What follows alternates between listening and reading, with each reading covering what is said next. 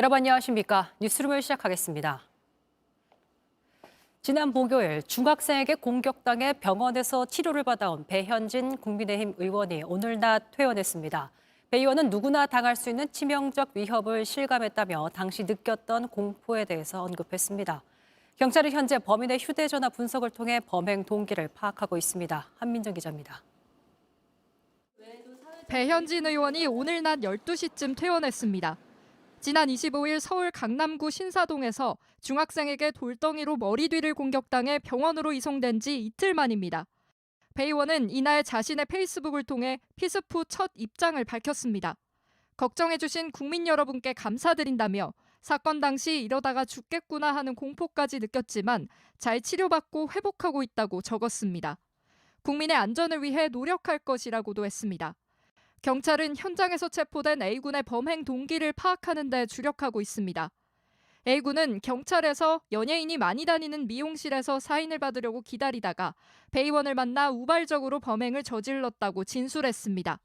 서울 강남경찰서 전담수사팀은 A군의 휴대전화를 이미 제출받아 메시지와 소셜미디어 내용, 범행 전 행적 등을 토대로 진술이 사실인지 들여다보고 있습니다. 경찰은 이와 함께 지난달 22일 경복궁 낙서범에게 지갑을 던진 남성이 A군과 인상착의가 비슷하다고 보고 같은 사람인지 확인하고 있습니다.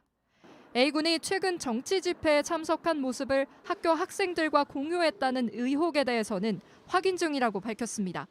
JTBC 한민정입니다.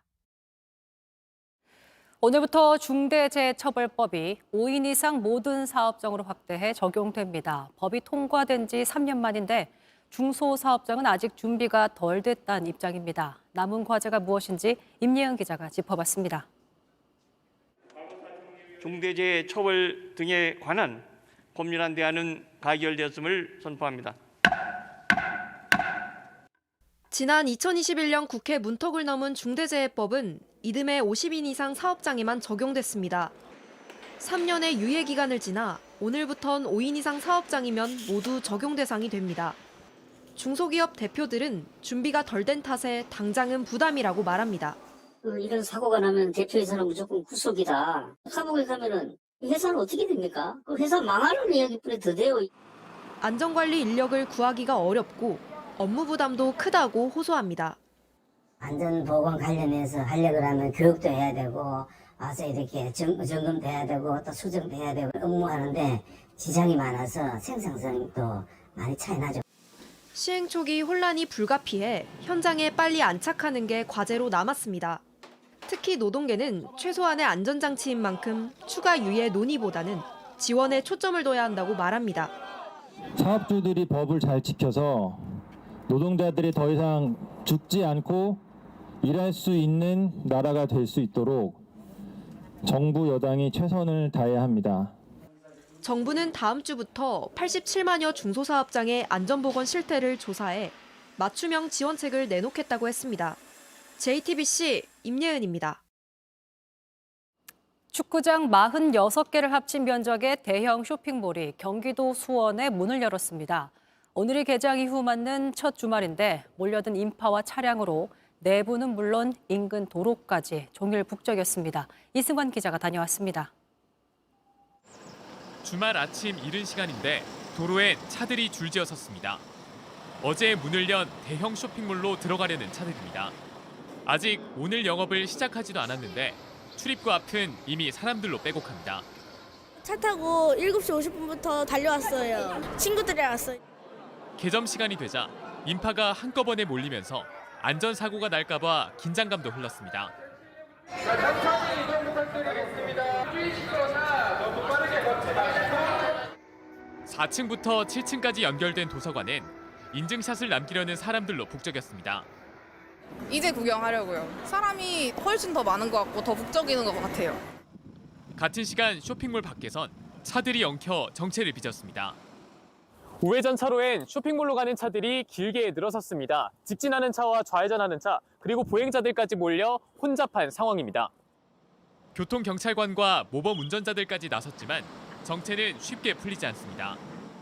신호등이 되게 짧게 있다 보니까 이게 차가 다 꼬리물기 하고 이래서 수원시는 극심한 정체로 안전사고가 우려되니 우회하란 안전 안내 문자를 보내기도 했습니다. 쇼핑몰 측은 지자체와 협조해 개선하겠다고 밝혔습니다. JTBC 이승환입니다. 오늘부터 서울 시내 대중교통을 무제한 이용할 수 있는 기후 동행카드가 도입됐습니다. 한 달 6만 원가량으로 서울 지하철과 시내버스, 마을버스, 공공자전거 따릉이를 무제한으로 이용할 수 있습니다. 하지만 서울에서 지하철을 탔더라도 서울을 벗어난 역에서 하차할 경우 영무원을 호출해 별도 요금을 내야 합니다. 4월 총선을 앞두고 여야는 인재 영입에 사활을 걸고 있습니다. 선거 때만 되면 빠지지 않고 거론되는 방송인 백종원 씨. 이번에도 백 씨의 이름은 오르내리지만 정작 당사자는 과거에도 지금도 생각이 없다는 입장입니다. 백브리핑 최종혁 기자입니다. 맛있게 먹고 살았지. 전국의 다이어터들에게 희망을 주고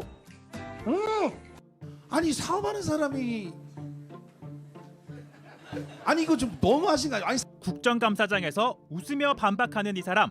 하도 스타셔가지고 저도 좀 아까 좀 밖에서 보니까 같이 누가 사진 찍자고도 하기도 하고 그러시더라고요. 등장만으로 국회를 떠들썩하게 만들었던 백종원. 그의 이름이 또 한 번 정치권 중심에 올랐습니다. 여야 정치참견 보고서 백브리퍼 최종혁입니다. 대기업 총수도 긴장하게 만드는 국회에서 목소리를 높이고 잘 들어보십시오. 저희 가맹점주들이 똑같은 자영업자입니다. 아니 본인이 독하게 한 데 갖고 과외를 받거나 학원 다니는 이게 도대체 뭐가 죄인지 모르겠습니다. 손이 닿는 곳마다 죽은 상권을 살려내는 마법. 지방에 있는 업체 좀 왔으면 좋겠고 특히 여수에도 청년몰 하고 있는데 잘 안 돼요. 거기 꼭 가겠습니다. 대놓고 우리 지역도 와달라 민원 쏟아졌습니다. 정부도 도와달라 했는데 그 정도 서비스는 사회공헌 차원에서 하실 수 있죠? 네, 백 대표님이 손오공이 되어서 분신을 좀 많이 만들어야 되지 않을까 생각. 윤석열 정부 들어서도 좀 배워라 이런 주문이 있었죠. 그 백종원 씨 다니시면서 좋은 일 많이 하시잖아요. 그런 분이 할 역할을 저는 중기부가 직접 나서서 좀 하셔야 된다고 생각해요. 여야 할 것 없이 예찬론 쏟아진 백종원. 정치권에서 놔둘 리가 없겠죠. 오죽했으면 국민의힘 전신 미래통합당 김종인 비대위원장은 당내 대선 주자감이 없자 백종원 씨 같은 분 어떠냐 할 정도로 남녀노소 친화적인 인물입니다. 19대 총선 때 러브콜 받았지만 단호히 거절했죠. 아이고 저 큰일 날 소리 하지 마시고 저 아들을 걸고 정치는 전혀 관심 없습니다. 제안 들어오기는 해요? 많이 있었죠. 그렇지만 만약에 제 아들이 만약 이름을 바꿨다고 혹시 나오면 저거 정치하려나? 아직까지 아드님 이름 바꿨다는 이야기는 나오지 않고 있는데요. 아들까지 걸었는데도 지난 20대 총선 앞두고 또다시 영입전쟁 펼쳐졌습니다. 저는 지금 이 순간까지는 요 지금 말씀 물어본 순간 절대 해본 적이 없어요. 정치에 대해서. 이때 포인트. 지금 이 순간입니다. 이렇게 말했으니까요. 저 결혼 절대 안 한다고 그랬거든. 그러니까 결혼해서 애까지 낳았잖아요. 예? 그래서 절대로라는 말은 없는 것 같아요. 소유진 씨와의 러브 스토리는 익히 잘 알려져 있죠. 그럼 정치도 지금은 좀 달라진 거 아니야? 이런 인연도 있죠. 언론에서 백종원 대표와의 미담 사례도 잘 읽었습니다. 오는 4월 총선 앞두고 여야 모두 영입하려 접촉한 것으로 전해집니다. 백종원 대표에 대해서는 저희 인재 영입위원회 차원에서는 접촉한 바가 없고요.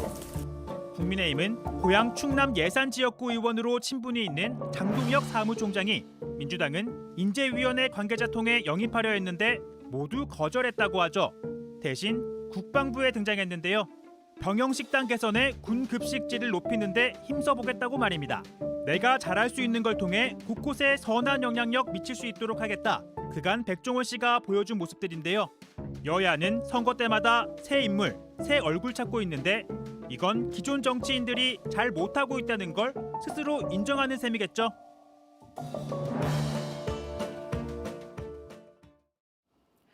도널드 트럼프 전 미국 대통령이 28년 전 성추행 피해자에 대한 명예훼손 혐의로 약 1,000억 원의 배상금을 물게 됐습니다. 트럼프 측은 어처구니 없다며 즉각 항소하겠다는 뜻을 밝혔습니다. 로스앤젤레스 홍지은 특파원입니다.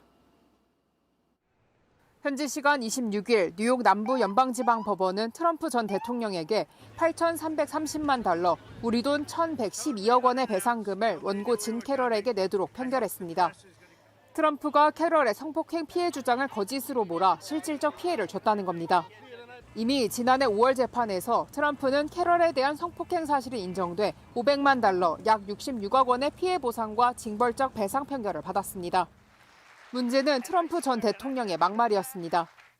I have no idea who the hell. She's a whack job. 이번엔 이와 관련한 명예훼손 재판이었는데 16배에 달하는 배상금을 물게 된 겁니다. 트럼프 측은 즉각 항소 입장을 밝혔습니다. We will immediately appeal. We were stripped of every defense, every single defense before we walked in there. 트럼프는 최근 두 번의 대통령 선거 당 후보 경선에서 모두 승리하며 대세론을 굳혔습니다. 현재 2020년 대선 개입 의혹 등 91개 혐의로 기소된 상태여서 재판 결과가 재선 도전에 적지 않은 영향을 미칠 수 있다는 관측도 나옵니다. 로스앤젤레스에서 JTBC 홍지은입니다. 국제사법재판소가 이스라엘의 집단 학살을 방지하고 가자지구 주민의 상황을 개선하라고 명령했습니다. 이 명령이 법적인 강제력은 없지만 이스라엘 측에 큰 부담으로 작용할 것으로 보입니다. 이스라엘은 즉각 강한 유감을 나타냈습니다. 백민경 기자입니다. 국제사법재판소가 현지 시간 26일 이스라엘의 집단 학살 방지책을 강구하라고 명령했습니다. Israel must take measures within its power to prevent and punish the direct and public incitement to commit genocide. 이는 남아프리카 공화국이 이스라엘이 전쟁으로 집단 학살을 저지르고 있다며 제소한댔다는 겁니다. 사실상 전쟁을 중단해달라고 한 것인데 재판소는 실제 집단 학살 여부는 판단하지 않으면서 한 발 물러섰습니다. 이스라엘은 강하게 반발했습니다. 재판소가 전쟁을 촉발한 지난 10월의 집단 학살은 외면하고 2차 대전 내내 고통을 겪은 이스라엘에 집단 학살이란 굴레를 씌웠다는 겁니다. We, the Jewish people, understand the meaning of genocide more than any other people. But on October 7th, Hamas tore open that wound. 네타냐후 총리 역시 군사작전을 지속하겠다고 밝혔습니다. 하루 전 이스라엘군의 대피령으로 다시 한번 피란길에 오른 가자지구 사람들은 실망감을 표시했습니다. بصراحة ما كنتش متأمل إنه هم ينصفونا حتى القرارات الأخيرة اللي طلعوها اليوم كانت صادمة للمجتمع الفلسطيني وخصوصا النازحين في قطاع غزة. 필립 라자리니 UN 팔레스타인 난민구호기구 집행위원장도 칸 유니스를 강제로 떠나 결국 이집트 국경에 이르렀고 더 이상 안전한 곳이 없다고 호소했습니다. JTBC 백민경입니다. 흥미진진했다. 졸전을 치른 뒤 클린스만 감독이 내놓은 첫마디입니다. 종료 직전 들어간 상대팀의 동점골엔 미소까지 짓자 왜 이렇게 해막냐는 비판이 쏟아지고 있습니다. 논쟁적인 인물 클린스만 감독을 인물 탐구 영역에서 정리했습니다. 이수진 기자입니다. 프로 알면 맥락이 보인다. 안녕하세요. 이수진입니다. 혹시 클린스만 감독이 독특한 캐릭터라고 생각해 보신 적 있으세요? 재택근무 논란이 있었을 때도 근태도 근태지만 저는 가장 독특하다고 느꼈던 게 바로 화법이었습니다. 축구 팬들은 부글부글 끓고 있는데 웃으면서 나타나서 이렇게 이야기를 하잖아요. Just nice. I mean, I hope that all of you would come to England to watch our two games. Yeah, because you asked for it.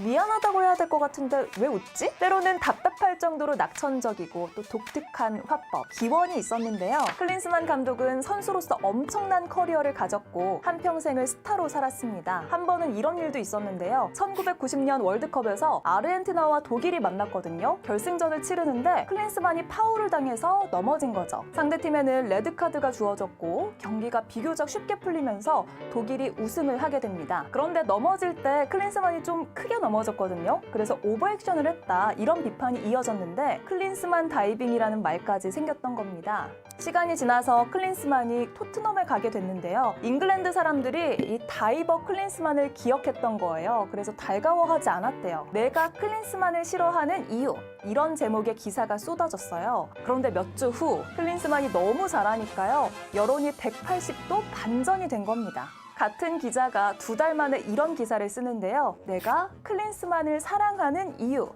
축구도 잘하고 영어도 잘하고 이탈리아어도 잘하고 농담도 잘하고 기부도 많이 하네? 뭐 이런 칭찬이 줄줄이 막 이어져요. 또 이런 경험들 때문에 지금은 나를 욕하지만 내가 잘하면 금방 사라질 것들이 있다. 뭐 심각하지 않게 생각하는 게 아닐까 이런 추측을 해봅니다. 이렇게 성공적인 선수 생활을 마무리하고요. 해설자로 활동을 하다가 독일 축구대표팀 감독을 맡게 됩니다. 독일 월드컵을 앞두고 있어서 감독의 역할이 굉장히 중요할 때였거든요. 우리로 치자면 히딩크 감독처럼 성과를 내야 하는 그런 상황이었던 거죠. 이때도 문제가 됐던 건 바로 재택근무였는데요. 바이에른 뮌헨의 매니저가 감독이 현장에 와서 경기를 봐야지 캘리포니아 집에서 ESPN 보면 되겠어? 주소 당장 옮겨! 라고 하고 공개적으로 비판을 했습니다. 여기에 클린스만 감독은 이렇게 답을 했습니다. 나는 캘리포니아에서 열심히 하고 있어. 심지어 난 새벽 6시 반에 일을 시작해. 그리고 매일 우리의 목표만 생각하고 있기 때문에 뭐 여기서 이사 갈 필요가 전혀 없는데? 뭔가 우리나라가 지금 겪고 있는 문제들과 굉장히 비슷한 것 같은데요. A national team coach doesn't have to be in Seoul or in Korea all the time. 그런데 막상 뚜껑을 열어보니까요. 월드컵 3위였죠. 독일 대표팀 감독직에 재계약 제의까지 받기도 했는데요. 자, 감독으로서의 커리어가 꼬이기 시작한 건 언제였을까요? 바로 요하임 레브 코치와 헤어지면서입니다. 전술을 전담했던 이 레브 코치가 독일 대표팀 감독 자리를 이어받았어요. 그러면서 두 사람은 결별을 하게 되는데요. 그 이후 레브는 15년 동안이나 독일 대표팀 감독을 맡았고요. 2014년에는 월드컵 우승까지 합니다. 반면 클린스만은 좀 부침을 이렇게 겪었죠. 바이에른 뮌헨에서 9개월 만에 경질됐고요. 미국 대표팀의 감독으로 월드컵 16강에 오르기도 했지만 다음 계약에서 성적이 좋지 않아서 경질되고 말았습니다. 헤르타 베를린에선 76일 만에 페이스북으로 사퇴를 알리는 바람에 감독으로서의 경력이 사실상 이때 끝나버리죠. If you are not doing well, then you should be questioned. The benchmark is the Asian Cup. 클린스만 감독에게도 아시안컵의 성적표는 매우 중요합니다. 원격 사퇴 오명에서 벗어나 감독 커리어를 이어갈 사실상의 마지막 기회이기 때문이죠. 천재 공격수로서 눈부신 경력이 있는 만큼 다음 경기에선 또 다른 모습을 보여주길 지켜봐야겠습니다.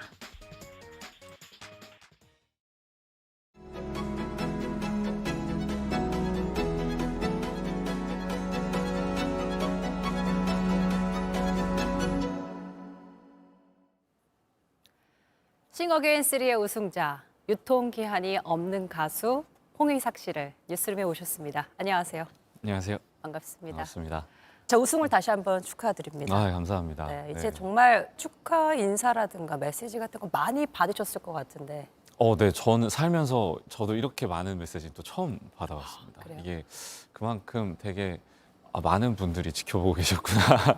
네, 그리고 많은 분들이 이 저의 이야기나 음악들에 공감을 해주셨구나를 느끼면서 되게 겸허해지더라고요. 네. 정말 저는 막 누구보다 특출나거나 이렇다고 생각하지 않거든요. 너무 평범하게 그냥 살아왔는데 좀 감사한 마음이 많습니다. 예. 해외에서 선교 중이신 부모님도 직접 와서 네. 오셨습니다. 딱 무대 끝나고 내려왔을 때의 첫 반응, 부모님의 첫 마디 혹시 뭐인지 기억나세요? 완전 나죠. 뭐라고 하셨어요? 저희 셋이서 다 같이 이게 무슨 일이야였어요. 이게 무슨 일이야를 이게 한 무슨- 10번 정도 그냥 이게 무슨 일이야. 왜냐면 부모님도 기대보다는 같이 긴장을 하고 계셨거든요. 그쵸. 잘할 수 있을까? 잘해야 되는데에 대한 마음이 이미 오랫동안 가지고 계셨으니까 그 마음을 가지고 이제 그 상황을 딱 맞닥뜨리시니까 저도 마찬가지고 그러니까 오히려 이게 무슨 일이지? 막 이겼다 잘 됐다 막 이게 아니고 그냥 이런 일이 있을 수 있구나. 그래서 너무 그냥 신기하다. 그런. 네. 오래 살고 볼 일이다. 네, 그렇죠. 이런 생각도 들지 않습니까? 그렇죠. 이게 이럴 수 이렇게도 있네. 되구나. 이럴 수 있구나에 대한 신기함인 것 같아요. 그래서 그렇죠. 이런 일도 있구나. 맞아요. 사실 내 결승 무대를 생각하면 본인에겐 너무나 아쉬운 순간이 있을 것 같아서 네. 네. 음비탈 순간이 딱 왔을 때 네.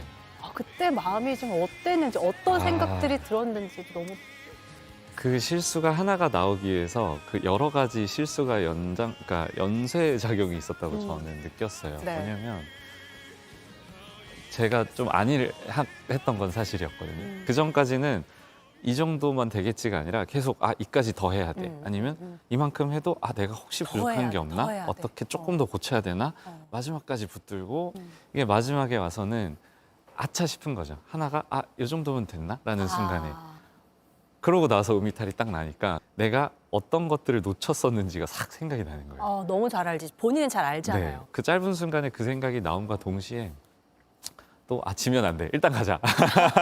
일단 계속 가. 그렇죠. 그래. 아직은 한참 남아가지고 아직 맞아요. 내가 쏟아야 되는 에너지가 더 있으니까 있으니. 일단 내가 이거는 이대로 끌고 가지만 끝까지 내가 밀고 가야지라고 생각하면서 어떻게든 노래는 끝냈죠. 처음에 유통기한을 알고 싶어서 출연했는데 결승에서 이제 임재범 심사위원으로부터 유통기한이 없는 가수로 남을 것이다라는 찬사를 받기도 했습니다. 근데 결승에서 본인도 되게 의미심장한 얘기를 했어요. 유통기한이 어쩌면 큰 의미가 아닐 수 있겠다. 이게 계속 저를 시험대에 올려놓는 되게 반복적인 어떤 스트레스의 기간이잖아요. 맞아요. 어느 순간 이게 이렇게 하면 사람들이 좋아할까? 이렇게 하면 내가 뭐 얘보다 조금 더 자극적일까? 돋보일까? 이거를 계속 고민을 하는 순간들이 와요. 근데 그러다가 계속 길을 잃는 저를 발견해요. 맞아요. 편곡이라든지 노래에 있어서. 그럼 내가 이걸 해결하려면 다짐을 하는 수밖에 없어요. 이게 네가 생각하는 거고 괜찮아. 이게 만약에 다른 사람한테 인정을 안 받아도 괜찮아. 그냥 가. 왜냐면 네가 지금까지 해온 삶의 기간이 있고 확신이 있어. 왜 갑자기 울창할지 모르겠는데 삶의 기간이 있고 믿고 가. 난 나를 믿고 가야 돼. 믿고 가. 네, 그렇죠. 왜냐면 지금까지 나를 키워준 부모님부터 내가 컸던 환경의 사람들 그리고 내가 걸어온 길까지. 그렇죠. 걸어온 길이 내가 선택한 건데 그리고 그거에 대한 확신을 가지고 가자. 틀리면 괜찮아. 다시 가면 다시 되니까. 하면. 네, 이제 그 마음으로 이제 좀 가니까 그게 이제 매번 그게 조금씩 단단해지는 느낌이더라고요. 그러다 보니까 어느 순간부터는 이제 결과와 어떤 유통기한과 나에게 생각하는 그런 것들이 이제 좀 자유로울 수 있었던 순간이 좀 오더라고요. 또 홍이삭 씨가 새롭게 자신에 대한 믿음을 발견하고 그걸 또 뚫어 나가는 과정에서 많이 성장한 시간이 아니었나 이런 생각이 들어요. 그러니까 말씀하시면서도 이 정리가 되니까 울컥하는 거거든요. 네, 그런 것 같아요. 네. 네. 네, 참 멋집니다. 아유, 네. 감사한 거죠. 이거는 뭐 제가 네, 어떻게 보면은 이 짧은 기간에 제가 받은 그냥 선물 같아서. 네. 불렀던 곡들 중에서 가장 좀 기억에 남는 곡은 또 뭐가 있었을까요? 뭐 네. 다 하나하나 남아요. 그러니까 다 하나의 과정까지 다 기억이 나요. 내가 어떤 마음이었고, 불렀습니다. 네, 어떻게 그 사람들에게 도움을 청했고, 하나하나 다 저에게 너무 귀한 노래들이었고. 네, 뭐 그 중에 하나 또 얘기를 해보자면, 뭐 제일 처음 했던 숲의 노래도 너무 저는 좋았고. 네. 네. 저희가 그 숲이란 노래를 네. 한번 청해 듣고 싶습니다. 네. 네. 알겠습니다. 난 저기 숲이 돼볼게. 넌 자그마기만한 언덕 위를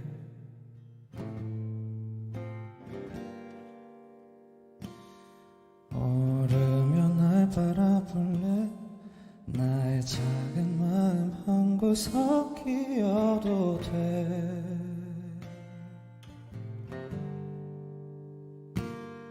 길을 더 보일게. 나를 베어도 돼. 날 지나치지만 날 보아줘. 나는 널 들을게. 이젠 말해도 돼. 날 보면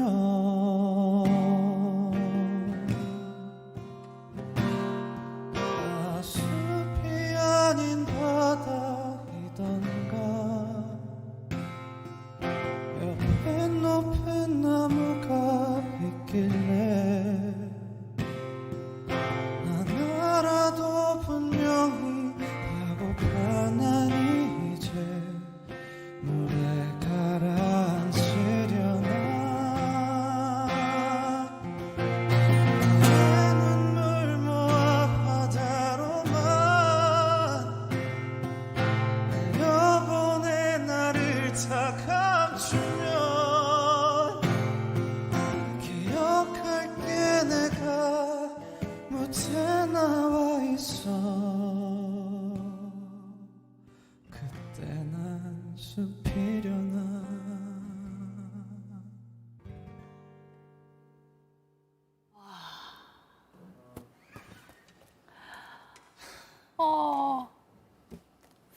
마음이 막 몽글몽글해져요. 너무 잘 들었습니다. 아, 저도 갑자기 그때 생각이 좀 나네요. 아. 갑자기 초반에 그 방황했던 그 생각들이 좀 그때 나서. 당대 신경이 좀 떠오르실 것 같아요. 네, 맞아요. 근데 이 곡을 딱 만났을 때 되게 방황하는 마음을 얘기하는 노래라는 생각이 들었어요. 나는 숲이 돼보겠다고 하지만 내가 숲인지 바다인지 내가 어디에 있는지 모르는 어떤 그런 마음이 그냥 저한테는 딱 자연스럽게 선택을 한 이유가 된 것 같아요. 묵묵히 홀로 그 길을 걸어가면서도 가수가 되는 길은 포기하지 않고 노래 부르는 게 너무 좋았잖아요. 네. 그 힘은 무엇이었을까? 가수라는 게, 노래라는 게 홍희삭 씨에게 어떤 존재였길래 그럼에도 이 길을 걸어가겠다고 했을까? 궁극적으로는 저는 좋은 걸 만드는 걸 좋아해요. 같은 사람들이랑 같이 재밌는 프로젝트를 하는 걸 좋아하고 그리고 이 새로운 것들을 창의적으로 하는 그 과정을 너무 행복해해요. 노래 일단 먼저 들어볼까요? 그런 맥락에서 이 노래라는 행위도 너무 저는 창의적이고 그런 행위 자체에 대한 가치를 너무 느끼고 있어요. 맞아요. 그래서 사실 뭐 유통기한, 자존감 이런 것 때문에 힘든 것도 있지만 내가 좋은 이야기들을 만들고 좋은 음악들을 만들고 좋은 영향이 돼서 사람들이 좋은 것들을 같이 만들 수 있는 동기부여만 된다면 그러면은 내가 나중에 시간이 지나서 즐겁게 살 수 있지 않을까 이런 생각을 좀 해가지고 그래서 음악을 계속 붙잡고 있을 수 있는 것 같습니다. 그 가수가 되고 싶고 노래 부르는 것만이 아니라 그 이면에 담겨진 뜻이 굉장히 깊었네요.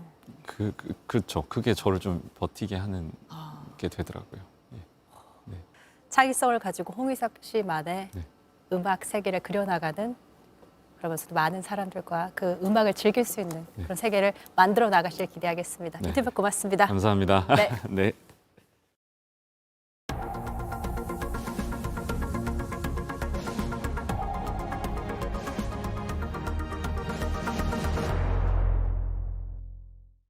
끝으로 날씨입니다. 내일도 큰 추위는 없겠습니다. 서울 아침 기온은 영하 5도, 낮 기온은 영상 2도로 예년과 비슷하겠습니다. 내일 새벽부터 아침 사이에는 호남 서해안과 제주에 비나 눈이 내리겠습니다. 초미세먼지 농도는 중부와 영남 지방을 중심으로 나쁨 수준을 보일 것으로 예상됩니다. 뉴스룸이 준비한 소식은 여기까지입니다. 시청해주신 여러분 고맙습니다.